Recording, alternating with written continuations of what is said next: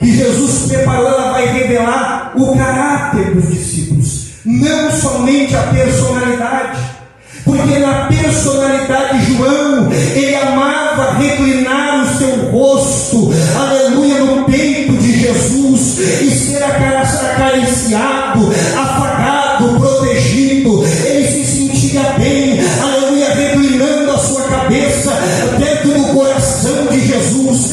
Mas já Pedro era totalmente diferente. Pedro, ele gostava da guerra, Pedro, ele gostava da batalha, Pedro, ele gostava da peleja. Qualquer coisa para Pedro, ele já puxava a espada e cortava a orelha do Malco.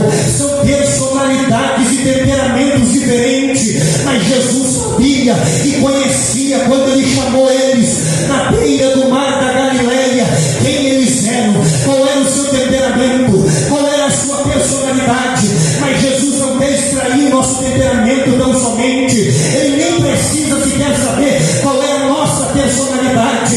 O que Jesus deseja de verdade é saber e conhecer o nosso caráter, e o nosso caráter vai ser provado no momento que ele nos confronta com a sua palavra. É ali que vai ser revelado quem é o Osiel, é ali que vai ser revelado quem é o João, é ali que vai ser revelado quem é o Pedro, é ali que vai ser revelado quem é o José, é ali que vai ser revelado quem é a Maria. É no momento do confronto com a Escritura que vai se revelar o que está escondido, que a mãe não vê, que o pai não vê, que o vizinho não vê, que a sociedade não vê, que ninguém vê. É lá no escondido da minha alma que vai ser revelado o meu caráter e aquilo que se esconde no meu coração. Porque eu posso esconder de tudo e de todos, mas não posso esconder daquele que criou os céus e a terra. Aleluia!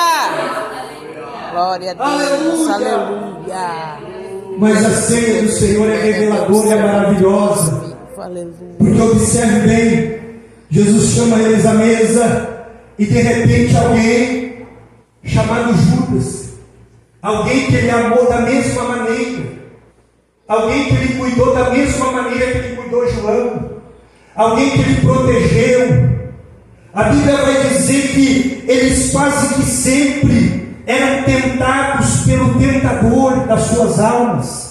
O texto vai nos dizer que em dado momento Jesus chega e diz para Pedro: olha Pedro, eu tenho uma mensagem lamentável para te entregar. Pedro, certamente, eu aqui conjecturando, ele fica apavorado, atônito, dizendo: Senhor, qual é a mensagem que o Senhor vem para me entregar? A Bíblia vai dizer que Jesus diz para ele: olha Pedro, Satanás pediu para se andar com a tua alma, com a tua vida, mas eu, para que não desfalecesse a tua fé, eu orei ao meu Pai e Ele vai te dar graça. Mas eu vou te dizer uma coisa: não fica na indecisão, porque na indecisão Ele vai tragar a tua alma. Então Jesus conhecia cada um dos discípulos que Ele tinha junto dele, Ele nunca se enganou. Mas Jesus, meus amados, Ele é perito em extrair aquilo que está no coração do ser humano. A Bíblia diz que Judas, aleluia, ele vai até o sumo sacerdote, ele vai até o templo e ele negocia a venda de Jesus.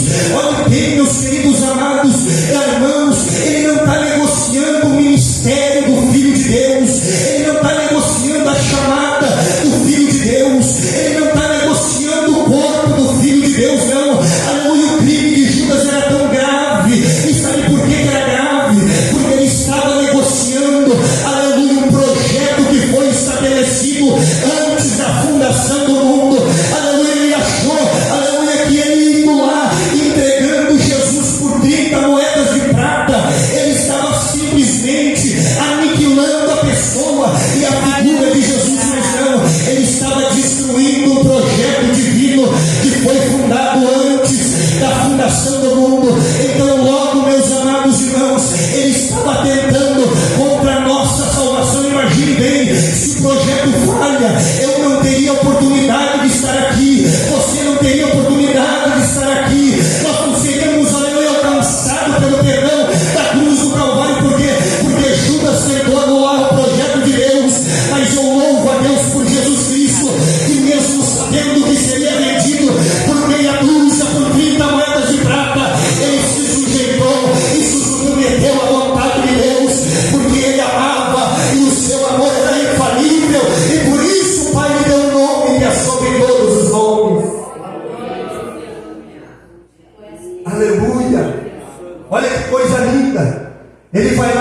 negocia. Jesus, Ele sabe, porque Ele sempre sabe de todas as coisas. Tudo está nu e patente aos olhos de Deus. Aleluia. Mas de repente, Jesus, na hora da mesa, Ele diz: alguém vai me trair. É por isso que eu disse lá no início que a Santa Ceia, ela vai ser reveladora até a crucificação. Ela vai revelar muitas coisas. Judas, ele está inquieto. Ele está na mesa, ele está comendo do pão, que é o corpo, ele está bebendo do sangue, que é o cálice. Mas mesmo assim, ele está com o coração oculto do que está fazendo.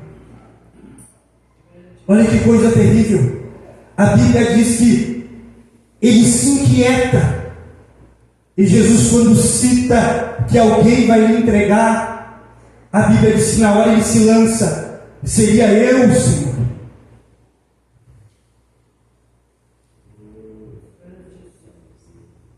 Aleluia. O texto da palavra de Deus diz o quê? Que a boca só replica. A boca é um instrumento que nós não temos controle sobre ela. Tu sabia disso? É por isso que no momento que tu está bravo, você simplesmente fala. Se você brigar com o seu filho, você simplesmente fala. Se você brigar com a tua esposa, com a tua namorada, com a tua noiva, com o teu pai, com a tua mãe, com o teu esposo ou com alguém, você simplesmente fala o que vem. Por quê? Porque está no teu coração. Ele tinha algo no coração e ele tinha que falar. Sou eu?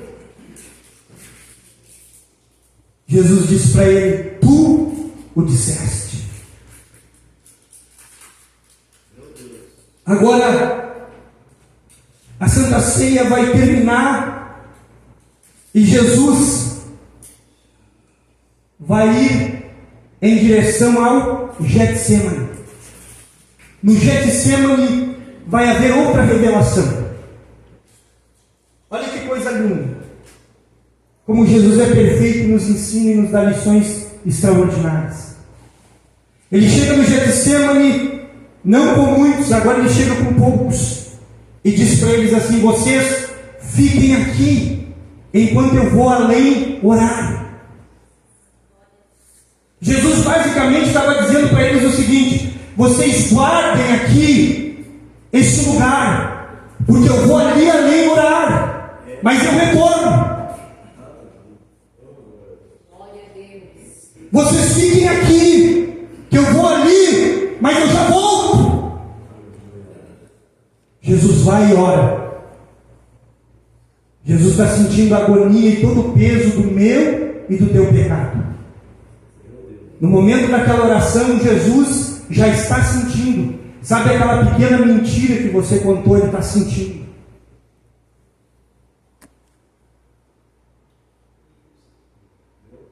Sabe aquele pecado oculto que você cometeu? Ele estava sentindo.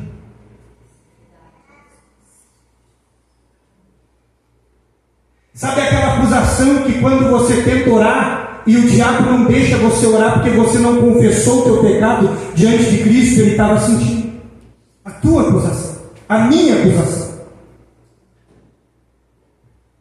Jesus está sentindo. Mas ele não está sentindo só no mundo espiritual. Não. Só no mundo espiritual não teria validade, Josué.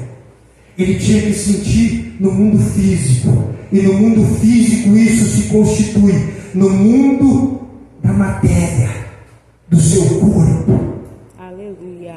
Da sua mente. Glória a Deus. Aleluia. Do seu psicológico. Das suas emoções. É, Jesus maravilhoso. Não era eu sentir lá, eu senti uma coisinha, não. Era muito profundo. Mas Jesus está sentindo. Só que Jesus vai orar e retorna. E aqueles que Jesus deixou, que eram os discípulos, que eram os que eram para cuidar, que eram os que eram para proteger aquele lugar que ele os deixou, ele volta e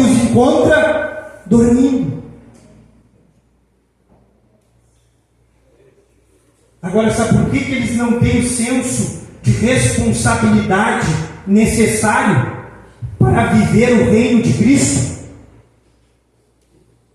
Eles não têm o senso de responsabilidade com aquele local que Deus disse para eles: ficai aqui, que eu vou logo ali orar e já retorno.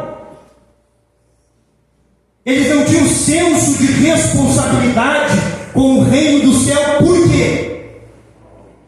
Porque tudo que eles precisavam, eles diziam assim: Senhor, nós precisamos alimentar a multidão. E Jesus ia lá e multiplicava os pães e os peixes.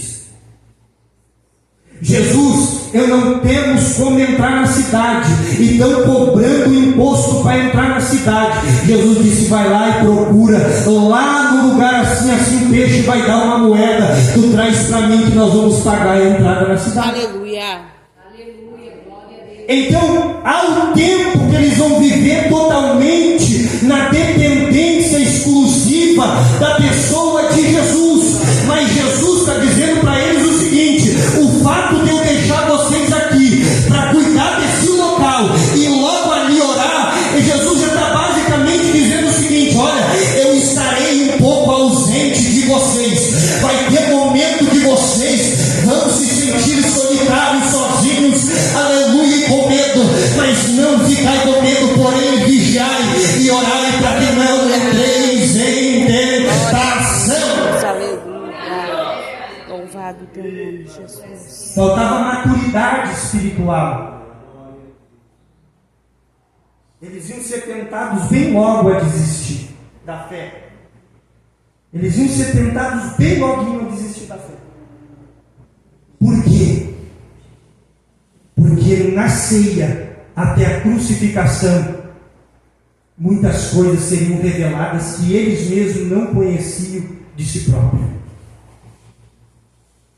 Eles iam aprender, primeiro, que nem todo mundo que se senta na mesa tem o mesmo propósito. Eles vão aprender que nem todo mundo que toma ceia tem o mesmo propósito que Jesus. Nem todo mundo que ora, que prega, que expulsa demônio tem o mesmo propósito que Jesus tinha. E vai se revelar o caráter de Judas. Ele está na mesa, ele está comendo do pão, ele está tomando o cálice, mas ele não tem o mesmo propósito. Agora Jesus deixa eles de lado e leva só 3 com ele: Pedro, Tiago e João. Aleluia. E Jesus deixou a multidão, separou os seguidores da multidão, depois separou os discípulos e por fim ele vai separar os 3: Pedro, Tiago e João, os íntimos. Porque Jesus pensava o seguinte: não, eu sei que a multidão está aqui só por causa do pão e do peixe e do milagre. Eu sei que os seguidores estão aqui por causa das grandes acontecimentos e curiosidades que acontecem aqui. E eu sei que os discípulos, eles até estão também aqui, mas estão aqui porque fazem alguma coisa, porque expulsa o demônio, porque cura alguém, porque liberta uma vida, porque faz alguma coisa. Então eu vou fazer o seguinte: eu vou levar só os 3 mais íntimos comigo. Quem sabe esses vão vigiar comigo. E aí Jesus leva. Jesus volta e eles estão dormindo.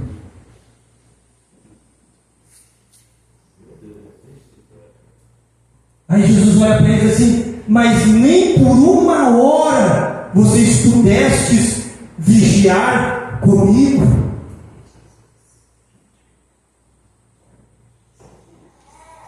O que Jesus está nos ensinando aqui, igreja? Jesus está nos ensinando que é na hora da luta, é na hora da perseguição que ele vai sofrer. Ele já está para ser preso. A qualquer momento Judas vai beijar o osso dele e vai entregar ele na mão dos soldados do sumo sacerdote. Jesus está nos revelando que é no momento que, por mais que você diga assim, ó, não, pastor Osiel, eu sou íntimo de Jesus, eu dobro o joelho, eu oro em casa, eu oro na igreja, eu oro no trabalho, Deus o livre, pastor Osiel. Meu Deus do céu, eu vou com Jesus até a morte. Não, pastor Osiel, eu estou na causa com Jesus desde que eu era garotinho, desde que eu era uma criança. Meus amados, não é nessa hora, aleluia, que Jesus vai ver quem está do lado dele, e Jesus vai descobrir quem está do lado dele. É na hora da aprovação, é na hora que alguém precisa vigiar com ele, é na hora que alguém precisa dizer: mestre, eles estão chegando, está chegando a hora, tu vai ser entregue na mão dos pecadores. Mas Jesus retorna, aleluia, e percebe que nenhum deles é capaz de velar pelo reino dos céus da terra. Aleluia. Agora olha que coisa extraordinária, irmãos, e ao mesmo tempo complexa, e ao mesmo tempo terrível. Jesus vai dizer o quê? Quando ele se apresenta fazendo milagres, ele vai dizer bem assim, desde agora, olha a visão da estrada de Jacó. Desde agora vereis os céus abertos e os anjos de Deus subirem e descerem sobre o Filho do Homem. Aleluia. O patriarca Jacó diz o que, evangelista Josué? Ele disse: eu tive um sonho de uma escada que tocava a porta dos céus, e anjos de Deus subiam e desciam, trazendo bênçãos aos homens. Por quê? Porque Jesus carregava sobre ele a bênção do patriarca Abraão, a bênção do patriarca Isaac e a bênção do patriarca Jacó. Aleluia. E nessa noite esse mesmo Jesus está aqui para abençoar a tua vida, se você entender que ele tem uma missão extraordinária para realizar no teu coração. Deus vivo, aleluia. Louvado teu nome, Jesus. Aleluia. Aleluia.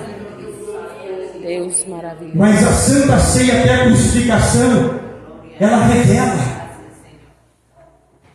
ela mostra caráter, ela explicita personalidades, ela deixa claro tipos de temperamentos, ela mostra quem é quem, ela mostra quem toma a mão no pão e no cálice, mas não está no corpo ligado.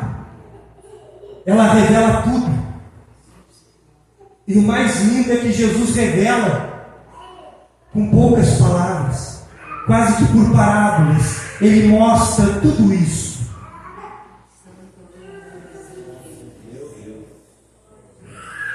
A Bíblia diz que agora Jesus vai ser preso e vai ser conduzido por Anás, o sogro do sumo sacerdote do tempo, que era Caifás. Caifás e Anás tinham um esquema de corrupção montado dentro do templo. E aí Jesus chega no templo e diz para eles o seguinte: olha, eu quero dizer uma coisa para vocês, que em 3 dias esse lugar terá sido derribado. Nossa! Aquilo soou como uma ofensa, porque quem dirigia o templo era Caifás, e o sogro dele, que era Anás, era seu co-participante, fazia parte do sinédrio. Estava tudo já esquematizado. E aí Jesus chega para acabar com tudo aquilo. A notícia é reveladora. Todo mundo fica chocado. Aí o que tem que fazer? Prende ele. Prende Jesus. Eles levam primeiro para a casa de Anás. Eu penso que comigo, quando Jesus se permitiu entrar na casa de Anás, ele já passou por lá só para levar uma condenação. O texto diz assim: e a condenação é esta, que a luz veio ao mundo, aos homens, mas eles não o receberam, porque amaram mais as trevas do que a luz. Aqui trevas, Jesus não está falando no sentido da escuridão da noite, porque eles foram tão covardes a ponto de ir de noite buscar Jesus. Mas ele não está falando da escuridão da noite, ele está falando das trevas, daquilo que se faz no oculto, aquilo que se faz escondidinho. E aí eles levam Jesus no oculto, na calada da noite, para um julgamento que nem podia ser chamado de julgamento. E eles pensam, eles têm uma mente tão pequena, tão frágil, tão ignóbil e tão débil, que Anás e Caifás pensam que Jesus vai resistir. Eles acham que estão trabalhando para destruir Jesus, mas eles estão trabalhando a meu e a teu favor, porque se eles não fizessem isso, eu e você não estaríamos aqui. Aleluia, podemos cantar como diz aquele hino: olha eu aqui.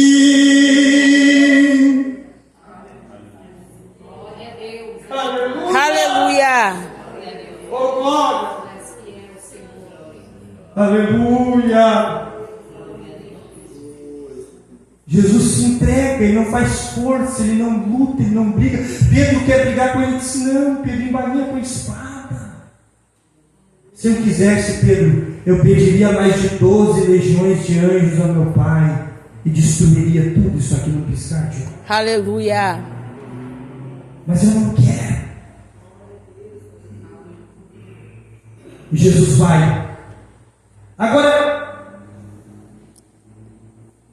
durante a estada que Jesus está dentro do pátio da casa do sumo sacerdote, num tribunal que não era tribunal, num julgamento que não tinha nenhuma fundamentação jurídica da época, nem mesmo se sustentaria num tribunal romano, mas Jesus está lá para ser condenado por fazer somente o bem a todos e curar, libertar e abençoar.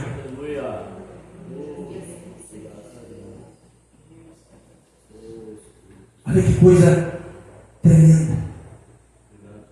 Vou te ensinar uma coisa agora. Isso aqui eu quero que os obreiros peguem para vocês. Pega para vocês isso aqui de graça. Aprenda comigo uma coisa. A inveja do coração dos homens maus é tão grande, tão grande. E eu te provo pela palavra. O texto vai dizer assim, ó, que por inveja lhe entregar. Que mesmo alguém que só fez o bem vai colher o mal.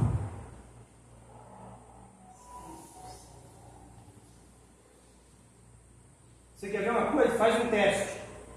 Um dia pega e procura fazer o bem, assim, aqui dentro da Erechim. Faz o bem, faz bastante. Faz uma coisa boa. Faz uma ação social grande. Bem bonita. Faz o bem. E conta nos dedos quantas pessoas vão aparecer, primeiro, para te apoiar, para contribuir para você fazer, para te dar uma palavra de incentivo, e conta nos dedos quantos que vão te criticar e vão dizer, ó, está fazendo porque quer se aparecer. Está fazendo porque quer alguma coisa em troca. Porque o ser humano, na sua essência, ele é mau. É por isso que tem dois trabalhando numa empresa, um será deixado e o outro será tomado. Porque até dentro de uma empresa, se tem alguém trabalhando, está lá o outro assim, ó, invejando o outro, tentando destruir, cobiçando.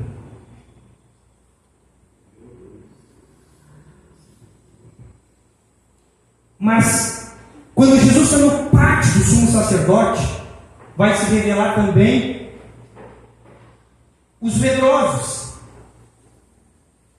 Você sabia disso? Vai se revelar os medrosos e os covardes. Ah, pastor Osiel, não existe covarde. Existe. A Bíblia diz que Deus disse para Gideão, olha aqui, ó, tu dispensa todo mundo que é covarde, manda tudo embora.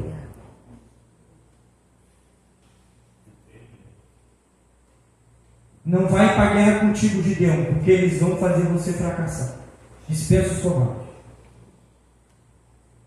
Aí, Jesus tem 12 discípulos. Na hora da vigilância que o sacerdote chega, o soldado, o sumo sacerdote chega para prender Jesus, só tem 3. Mas na hora que Jesus é preso mesmo, que Judas dá um beijo no pacto da traição, só fica 1. Começou com a multidão, olha bem, migrou para seguidores, veio para discípulos, terminou com os íntimos, que eram os 3, e agora só ficou um. É revelador, né? Porque é na hora da adversidade que Jesus está passando, é que ele descobre quem é que fica do lado da causa do Pai. É na hora da luta que Jesus descobre quem é que fica do lado do reino de Deus. E aí o mais impulsivo, o mais imperfeito é que fica, é Pedro. Aleluia. Mas ainda fica daquele jeito que quando pergunto para ele dentro do pátio, tu é um deles, tu andava com este gangue? Não, eu não andava. Não, tu é um deles sim. Até o jeito que tu fala, tu anda e tu te veste, te denuncia que tu é um deles. Mas Pedro disse, não, não sou eu. E aí o galo canta.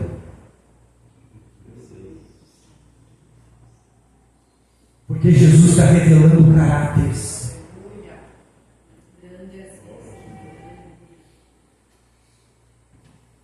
Aleluia! Oh glória a ti, Jesus. Louvado seja o teu santo nome. Jesus estava revelando coisas que estavam no coração escondido, mas que tinha que vir à tona. A verdade. Eu sou o caminho, a verdade e a vida. A verdade estava revelando em vida quem eles eram na verdade.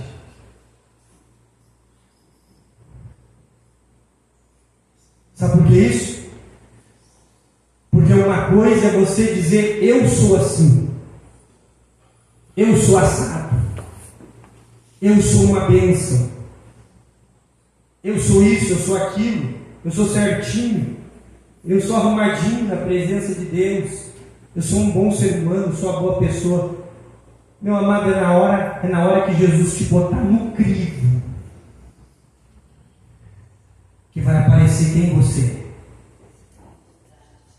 Aí vai mostrar de verdade quem tu é na presença de Deus.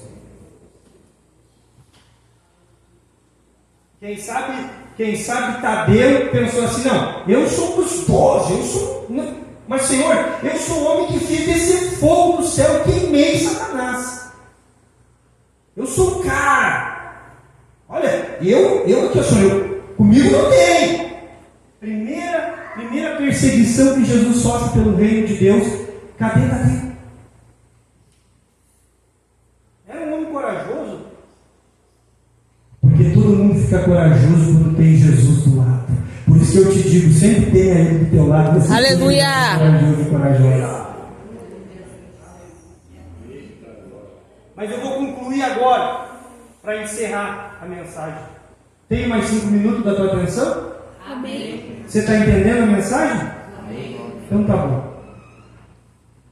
5 minutos. Jesus vai para a crucificação. Quando Jesus está na cruz, como disse o irmão aqui, ele tem 2 malfeitores do seu lado, pregados na cruz como ele. A diferença é que os 2 são criminosos, mas Jesus não era criminoso. Mas ele foi contado, diz o texto do profeta, com os pecadores. Então ele está no meio dos pecadores. Aleluia. Sabe o que eu acho lindo na pessoa de Jesus, amigo? Por isso que eu amo Jesus. Eu amo o Evangelho. Eu estou para crer, eu estou para desafiar algum intelectual, algum filósofo, algum catedrático, algum PhD que me prove algo mais poderoso do que o Evangelho de Jesus.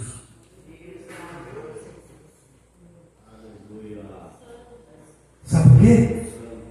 Observe bem, Jesus ele é tão maravilhoso que ele desce até os lugares mais vis para nos encontrar. Aleluia. Ele se resume, ele se diminui, ele fica do tamanho que nós precisamos, o tamanho do nosso pecado, da nossa miséria, só para dizer assim, ó, eu quero salvar a tua alma, eu quero mudar o teu coração, e eu quero transformar a tua vida. Aleluia.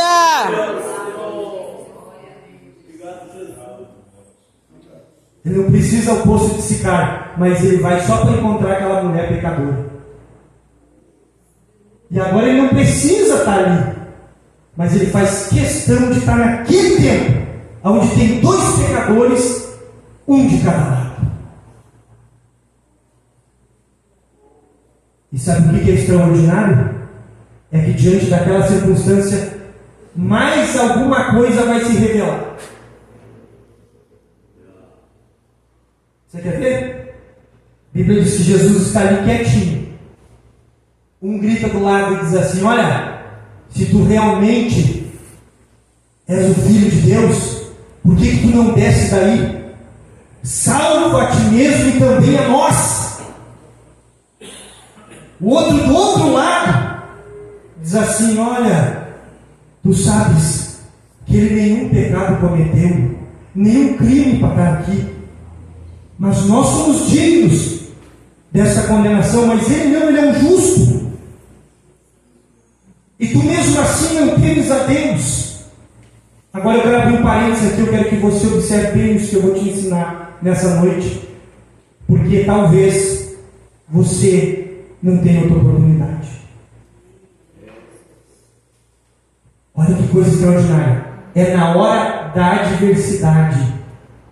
Mas a adversidade na nossa vida, ela manifesta 2 intenções dentro de nós. Por isso que você tem que cuidar disso daí. A adversidade manifesta 2 intenções dentro de nós. Ambos estavam na mesma condenação. Ambos tinham a mesma opção. Sim ou não? Mas um vai dizer o quê? Desce daí. E o outro vai dizer o quê? Senhor, hoje, se for possível, lembra-te de mim quando tu entrares no teu reino. O que isso quer dizer, pastor Rosiel? Quer dizer que na hora da aflição, grave bem o que eu vou te dizer, é que vai se manifestar o que está no teu coração. E é nesse momento que você tem que ter muito cuidado para não escolher a opção errada.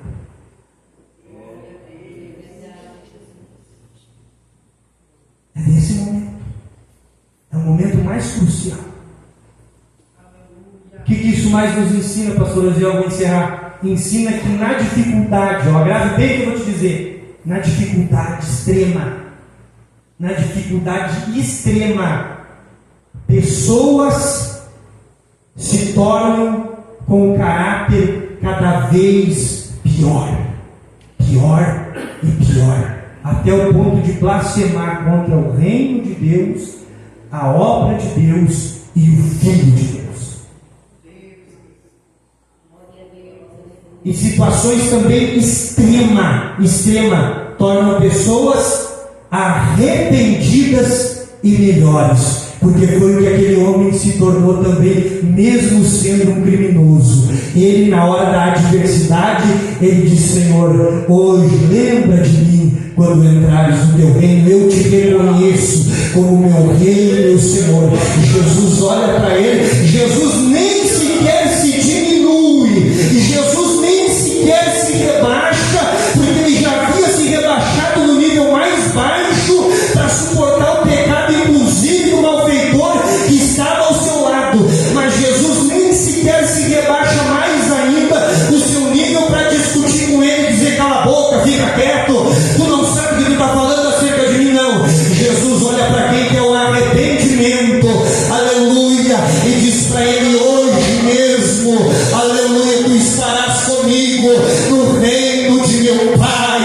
Aleluia. O que isso te ensina? Te ensina que o reino de Deus, aleluia, é para aqueles que desejam o arrependimento.